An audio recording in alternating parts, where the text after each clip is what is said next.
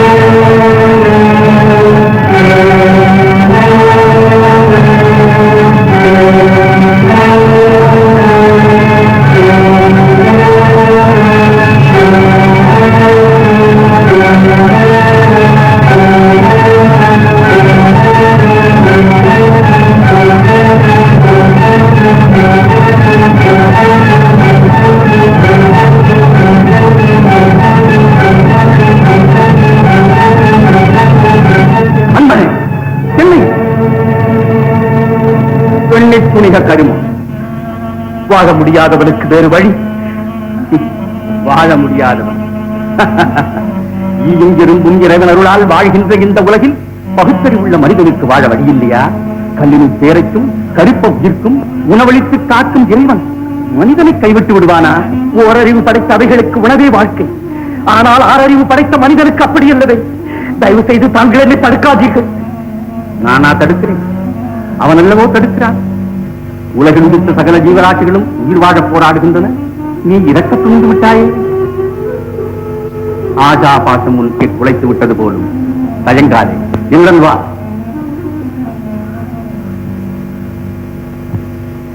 என்ன விசேஷம்? இளவரசர் இருக்கும் இடத்தை கண்டுபிடித்து விட்டேன் பிரபு. மகிழ்ச்சி. எங்கே? காட்டின் நடுவில். காட்டின் நடுவில்? ஆம், ஒரு ஆசிரமத்தில், காங்கேயர் என்ற முனிவருடைய பராமரிப்பில். அன்பனே, துயரத்தை மூலத்தால் மாற்ற முடியாது. நம்பிக்கையே துயரத்தை மாற்றும் மருந்து. மனம் விட்டு பேசி.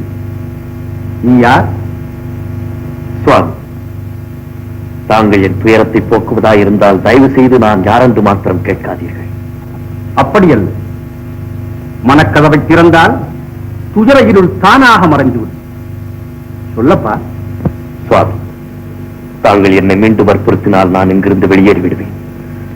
துன்பத்தையே துணையாக கொண்டு இந்த உலகில் திரிபவன் நான். வேண்டாமப்பா, ஒன்று மட்டும் சொல்கிறேன். அறிவுக்கு சத்துரு ஆத்திரம். ஆத்திரப்பட்டு இறக்க துணிந்து விட்டாயே. பிறப்பும் இறப்பும் நம் செயல்களா? பசி, பிணி, மூப்பு என்ற 3 ஆயுதங்களை படைத்திருக்கிறான் மரண தேவன் மக்களின் முடிவுக்காக. தற்கொலை கோழைத்தனம், கடவுளிடம் நம்பிக்கை இல்லாதவன் செய்ய துணியும் கண்மூடித்தனம். சுவாமி, அல்லல் படுபவனுக்கு அமைதியை தருவது சாவு என்று எண்ணிவிட்டாயா? தவறு. அமைதியை தேடுபவன் கடவுளை நாட வேண்டும். வணக்கம் சுவாமி. இளவரசி, இளவரசி,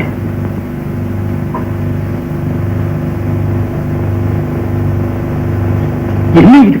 தேடாத இடமில்லை, பார்க்காத மனமில்லை. அரண்மனை விட்டு ஆசிரமத்துக்கு ஏன் வந்தீர்கள்? அரண்மனை ஆடம்பரத்திற்கு, ஆசிரமம் அமைதிக்கு.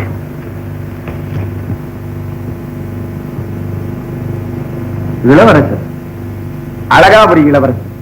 ஓஹோ, அரண்மனையை விட்டு வந்த காரணம் புலப்படவில்லை. தாங்க முடியாத மனக்கஷ்டம் என்று தெரிகிறது. கொஞ்ச காலம் என் பராமரிப்பில் இருந்தால் மனக்கஷ்டத்தை மாற்றி குழம்பிய மனதை தெரிய வைத்து அனுப்புகிறேன். ஏற்கனவே உடல்நலமிழந்த இவருடைய தந்தை மகனை பிரிந்த சோகத்தால் துடிக்கிறார், பெற்றதாய் பதறுகிறார்.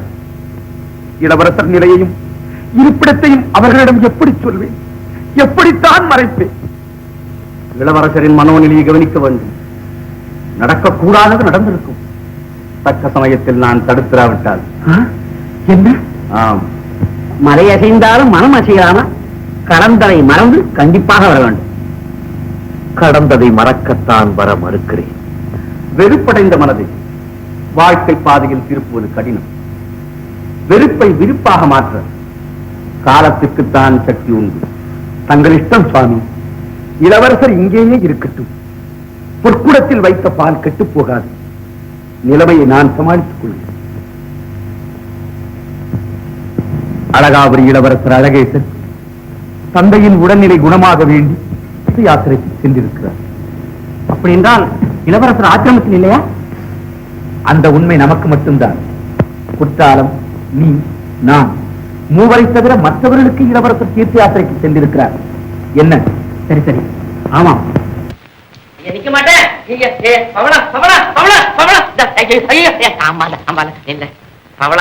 உனக்கு சொன்னாலும் தெரியல, தன்னாலையும் புரியல. பாரு, நிஜமா நீ என் பவளம் தான். வேணும்னா இப்பவே சொல்லு, உன்னை கோத்தி என் கழுத்துல போட்டுக்கிறேன். கழுத்துலயும் போட்டுக்க வேண்டாம், காலையும் போட்டுக்க வேண்டாம். நீ வைரத்துக்கிட்ட பல்ல இழிச்சு பேசிட்டு இருந்த நான் பாத்துட்டு தான் இருந்தேன்.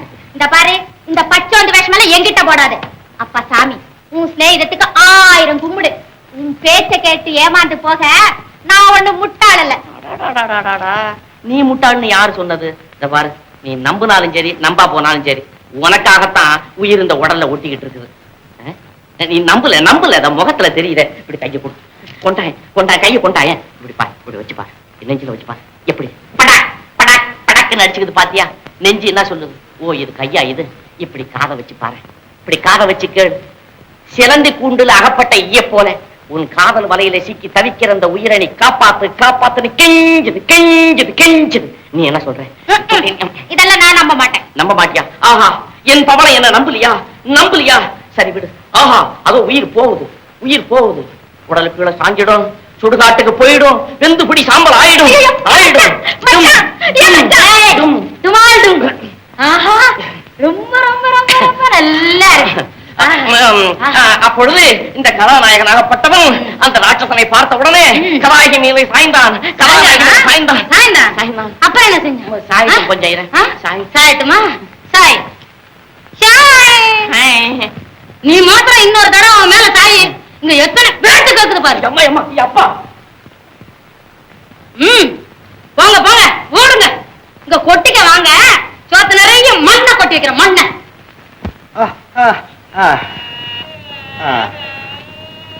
மதிவாணரே, நான் இந்த உலகை விட்டு மறைவதற்குள்ளாக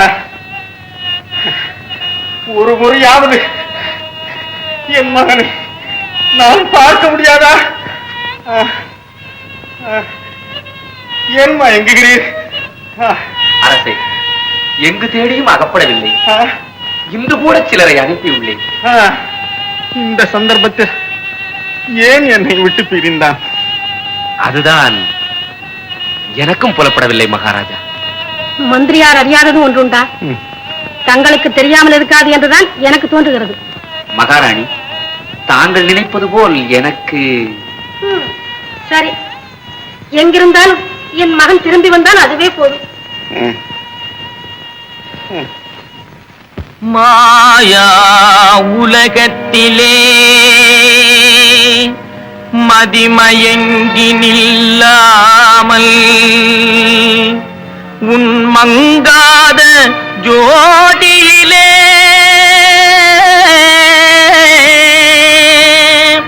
மகிழ்வது தான் எக்காலம் மகிழ்வது தான் எக்காலம் எட்டடி கோயிலிலே நீ வசிக்க இடமும் இருக்குதையா எட்டடி கோயிலிலே நீ வசிக்க இடமும் இருக்குதையா அங்கு நிஷ்டையில் நீ இருந்தால் மாயா நித்திரை மறையும் ஐயா அங்கு நிஷ்டையில் நீ இருந்தால் மாயா நித்திரை மறையும் ஐயா மாயா நித்திரை மறையும் ஐயா மாயா நித்திரை மறையும் ஐயா எட்டடி கோயிலிலே நீ வசிக்க இடமும் இருக்குதையா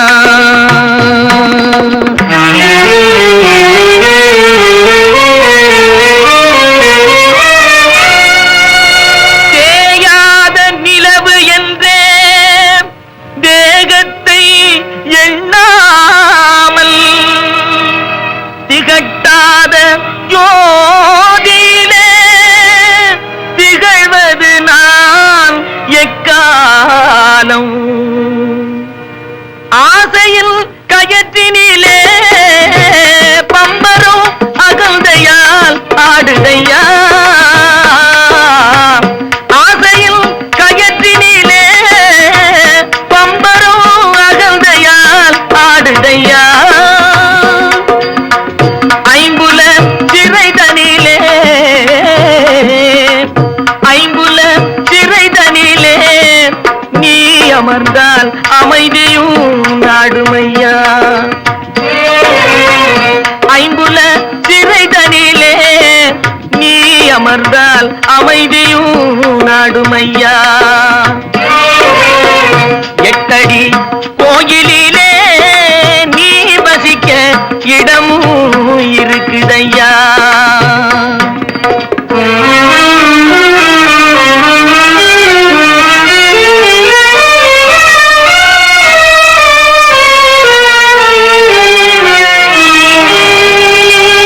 காயாகி கனியாகி கனில் விடும் நிலையாகி கண்ணான ஜோதியிலே கலப்பது நான் எக்காலம் கலப்பது நான் எக்காலம் பாதத்தின் சதங்கையிலே ஓங்கார நாதமும் தொனிக்குதையா பாதத்தில் சதங்கையிலே ஓங்கார நாதமும் தொனிக்குதையா பக்குவ நிலையடைந்தால் பக்குவ நிலையடைந்தால் என் வாழ்வும் பண்புடல் இனிக்குமையா பக்குவ நிலையடைந்தால் என் வாழ்வும் பண்புடல் இனிக்குமையா எட்டடி கோயிலிலே நீ வசிக்க இடமும் இருக்குதையா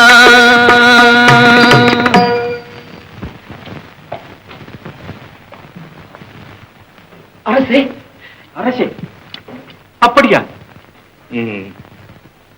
தந்தையார் ஆண்டவன் திருவடி அடைந்து விட்டார். பரமேஸ்வரா, அரசே அவர் உயிர் விடும்போது உங்கள் ஞாபகம்தான். வழிப்போக்கன் தங்கி போகும் சத்திர வாழ்க்கை சாஸ்வதமா?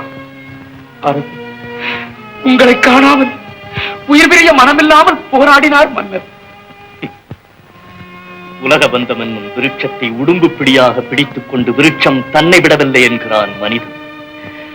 விதி என்னும் சூறாவளிக்கு பாரபட்சம் கிடையாது.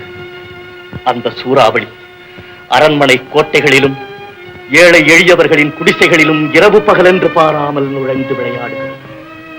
அடுத்து நடக்க வேண்டியது தாங்கள் மும்முடி சூடி 3 நாடுகளையும் ஆள வேண்டியது.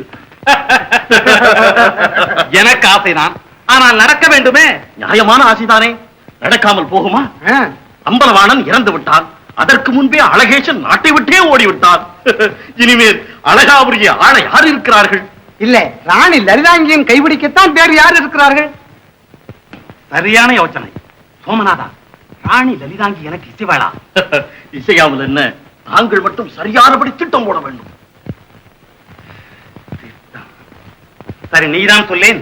முதலில் தாங்கள் அழகாபுரியை பிடிக்க வேண்டும். பிறகு ராணி லலிதாங்கி தங்கள் வலையில் தானே விழுகிறாள். அழகாபுரியை பிடிப்பதெப்படி? கதவில்லா வீடு போன்றது காவலன் இல்லாத நாடு, அதை பிடிப்பதா கஷ்டம். அரசே, நீங்கள் புறப்படுங்கள் சிறிசேனையுடன். அழகாபுரி படையும் பிரஜைகளும் துக்கத்தில் இருக்கும் போதை பிடித்துக் கொள்ளலாம். அழகேசன் திரும்பி வந்து விட்டால்? ஏன் திரும்பி வருகிறான்? திரும்பி வந்தால் தான் என்ன? ஏமாந்த சோனகிரி மாதிரி நம்மிடம் ஜீவனாம்சம் வாங்கிக் கொள்ளட்டுமே. சபாஷ், உங்களைப் போல் இன்னும் 2 மந்திரிகள் எனக்கு இருந்து விட்டால் இந்த உலகத்தையே ஜெயித்து விடுகிறேன். பிரபு, அடுத்து நடக்க வேண்டியது அழகேசன் அரசாள வேண்டியது. சுவாமி, நான் அரசாழ்வதான். ஆம், என்ன சுவாமி, எனக்கு எளிமையை போதித்த தாங்களே அரச பதவி என்னும் ஆடம்பரத்தில் என்னை மூழ்கச் சொல்லுகிறீர்களே, இது நியாயமா? சுவாமி, அரச பதவியின் அமைதியை குலைத்துவிடும், கடவுளை காண துடிக்கும் என் கண்களை மறைத்துவிடும். நான் என் அரச பதவியை தியாகம் செய்கிறேன் சுவாமி. அரசு வெறும் பதவியும் அல்ல, உரிமையும் அல்ல, அது மாபெரும் கடமை. மக்களை காக்க வேண்டியது மன்னன் கடமை. உரிமையை துறக்கலாம், கடமையை துறக்க முடியாது சுவாமி. ஆம், கடமையை துறந்தவன் கடவுளை நெருங்க முடியாது. நான் சொல்வதை கேள். வேலியற்ற பயிர் போன்றது காவலற்ற மக்கள் நிலை. பயிருக்கு வேலி போல், ஆற்றுக்கு கரை போல், மரத்திற்கு வேர் போல், மக்களுக்கு மன்னன். கடமை வா என்று அழைக்கிறது, கைவிடாது. ஜெய் சக்தி. தங்கள் ஆசி சுவாமி. மகிழ்ச்சி மன்னன்.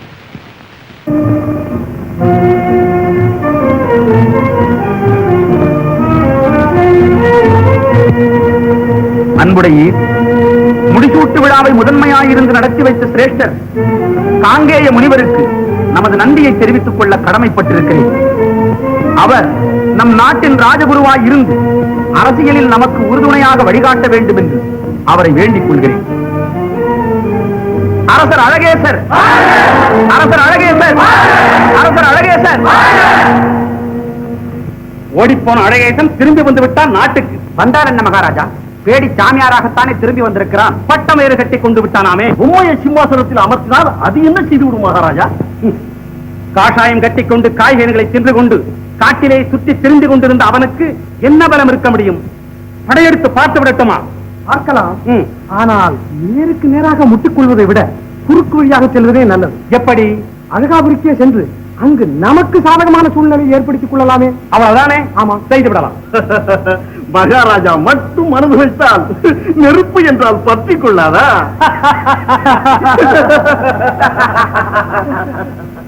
மதுநிலை மாறாத மலரோடு விளையாடும் மலைய மாருதமே,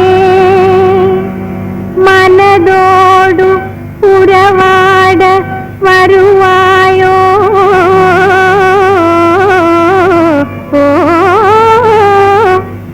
மதுநிலை மாறாத மலரோடு விளையாடும் மலைய மாருதமே, மனதோடு உறவாட வருவாயோ?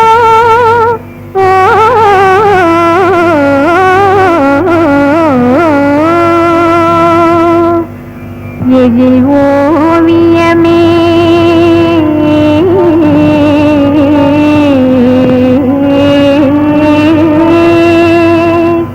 எழில் ஓவியமே, புது நிலையமுதோடு அலைமோதும் லலிதாங்கி புகழ் மாலையேந்தி நின்றாள். எழில் ஓவியமே, புது நிலைய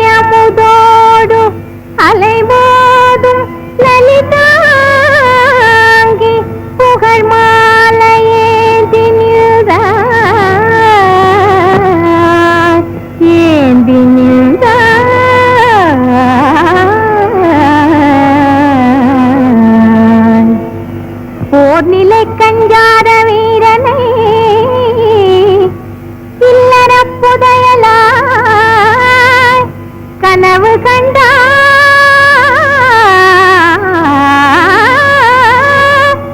போர்நிலை கஞ்சாத வீரனை இல்லற புதையலாய் கனவு கண்டாய் கனவு கண்டாய் அந்த கனவு பலிக்குமா கனவு பலிக்குமா காவல் மீறி எனது மனம் ஆவலோடு தேடுவே கனவு பலிக்குமா காவல் மீறி எனது மனம் ஆவலோடு தேடுவே கனவு பலிக்குமா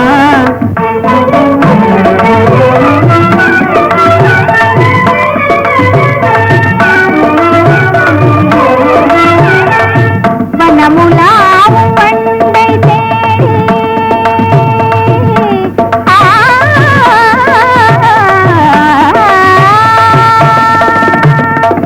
வனமுலாவும் பண்டை தேடி மனதனாமோடி வனமுலாவும் பண்டை தேடி மனதனேகுமோடி வானலாவும் வானம் பாடி வரவை தேடும் கானம் பாடி காவியம் புகழ் தம்பீரன் ஓவியம் புகழ் பெய்யாரன் கலை வீரன் மலர் மாறன் கவலையாலே அலை மோதிடும் என் கனவு பலிக்குமா காவல் மீறி எனது மனம் காவலோடு தேடுவே என் கனவு பலிக்குமா.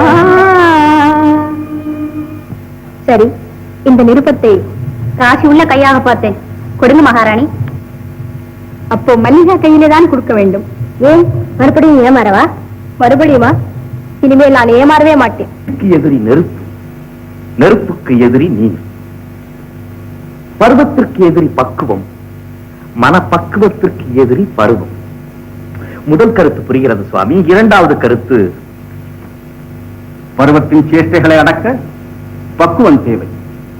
ஆனால் மனோபக்குவத்தை பருவநிலை கெடுத்துவிடக்கூடும். அப்படி என்றால் வாழ்க்கை பாதையிலே செல்லும் போது தாமரை தடாகம் தென்படும். உடனே தாகம் எடுக்கும். தாமரை புஷ்பங்கள் கண் சிமிட்டி சிரித்து அழைக்கும். புரிகிறது சுவாமி. தண்ணீர் குடிக்க கூடாது, மலரை பறிக்க கூடாது. மகாராஜா, 2 சன்னியாசினிகள் தங்களை காண வேண்டுமா? ஜெய சக்தி. சன்னியாசினிகள் மன்னன் பெண்களை பார்ப்பதில்லை என்று கூறிவிடு. அழகேஷா, சன்னியாசம் பெற்றவர்கள் ஆண்களானால் என்ன, பெண்களானால் என்ன, தரிசிக்க மறுக்கக்கூடாது. வரச்சொல். வரட்டும் அழகேஷா. காரணமின்றி காரியமின்றி தேடி வரமாட்டார்கள் அடியார்கள். பருவத்திற்கு எதிரி பக்குவம், மனப்பக்குவத்திற்கு எதிரி பருவம். ஜெயசங்கர், ஜெயசங்கர். ஜெய சக்தி. அம்மைகள் யார்? அடியாருக்கு அடியார்கள். இந்த இளமையிலேயே துரோகரண்டாகும். இளமை, இளமை சாஸ்வதமா? இந்த வாழ்க்கை நாடகத்தில் ஒவ்வொருவரும் ஒவ்வொரு வேஷம் போடத்தானே வேண்டும். தாங்கள் இங்கு விஜயம் செய்ததின் நோக்கம்? இதோ இந்த ஓலை. ஓலை? என்ன ஓலை? யாரிடமிருந்து? இந்த ஓலையே சொல்லும்.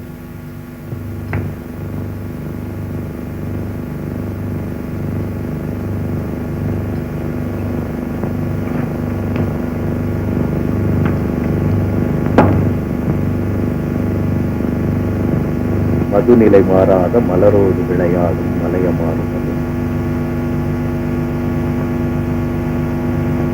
மனதோடு உறவாட வருவாயம் அன்பு ராணி லலிதாணி.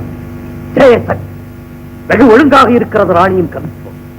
ராணி கவிதையா எழுதியிருக்கிறாள்? வெறும் கவிதை அல்ல, காதல் கவிதை. ஓ, நான் சித்திரபுரிக்கு சென்ற போது லலிதாங்கியை கண்டேன். இந்த ஓலையை தங்களிடம் சேர்க்க சொன்னாள். அதனால் கொண்டு வந்தேன். துறவியாக இருந்தும் நீங்கள் இதற்கு தூது வந்தது வெகு பொருத்தம், வெகு பொருத்தம். பரமசிவன் கூடத்தான் பறவையிடம் தூது சென்றான். அது இருக்கட்டும். ராணி எழுதிய ஓலையில் ஏதாவது தவறு இருக்கிறதா? வீண் பேச்சு வேண்டாம், வெளியேறு. மன்னா, நாம் எல்லோருமே ஒரு நாள் இந்த உலகத்தை விட்டு வெளியேற வேண்டியதுதான். காதல் ஒரு தெய்வீக சக்தி. கள்ளிக்கும் முல்லைக்கும் காதலா? இல்லை, அல்லிக்கும் அரவிந்தத்துக்கும் காதல். மன்னா, மலர் தென்றலையும் கடல் நிலவையும் பயிர் மழையையும் பசி உணவையும் நாடுவது தவறானால் பருவம் காதலை நாடுவதும் தவறு, அவள் உண்மை நாடுவதும் தவறு. விதவாதம் வேண்டாம், சென்று விடுங்கள். தங்கள் பதில்? பதில் என் பதில் ஓலையை கிழிக்கலாம், உள்ளத்தை சிதைக்க முடியாது.